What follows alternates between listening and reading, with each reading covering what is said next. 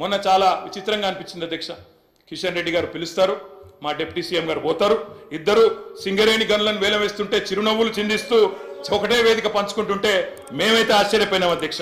మేము ఈ రోజు కూడా మళ్ళీ ఈ ప్రభుత్వానికి కూడా చెప్తా ఉన్నాం, దయచేసి మీరు రాజీ పడవాకండి. ఎందుకంటే వింటున్నాం కొన్ని విచిత్రంగా అనిపిస్తున్నది.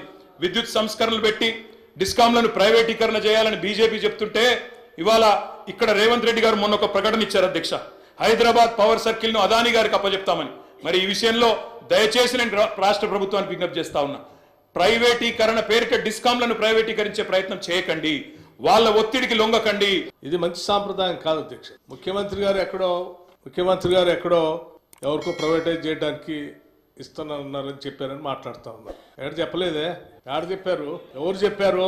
ఏదో పేపర్లో ఎవరో రాసిన దాన్ని పట్టుకొని అడ్డగోలు సభలో మీరు అట్లా మాట్లాడితే ప్రభుత్వం పైన మన అర్థం ఉందా? ఇది మినిమం ఉండాలి కదండి. గౌరవ సభ్యులు మీరు ఆ రకంగా సీనియర్ సభ్యులు అని చెప్పారు, అట్లా చెప్పేస్తే ఎట్లా?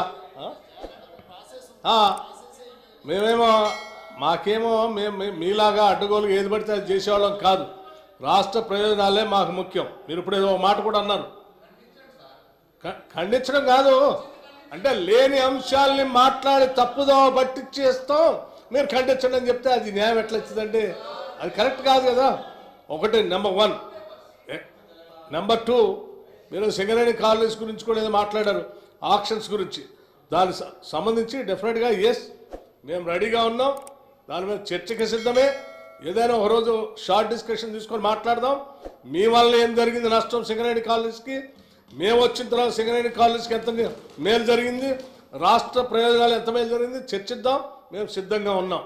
కానీ ఇప్పుడున్నటువంటి అంశం కేవలం కేంద్ర ప్రభుత్వం ప్రవేశపెట్టినటువంటి బడ్జెట్లో రాష్ట్రానికి జరిగినటువంటి నష్టం పైన సభలో చర్చ జరిగి తద్వారా ఒక తీర్మానం చేసి రాష్ట్ర ప్రయోజనాల కోసం మనందరం ఏం చేద్దామని అత్యంత ప్రజాస్వామ్యయుతంగా ఈ రాష్ట్ర ప్రభుత్వం చర్చకి తెరదీసింది.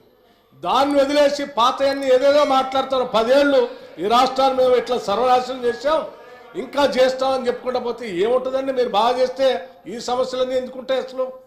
దయచేసి ఇప్పుడు 2-3 సార్లు చెప్పాం, మళ్ళీ చెప్తే మాకు కూడా మంచిగా ఉండదు. దయచేసి మీరు సబ్జెక్టులో రండి, ఏం చేద్దామో చెప్పండి.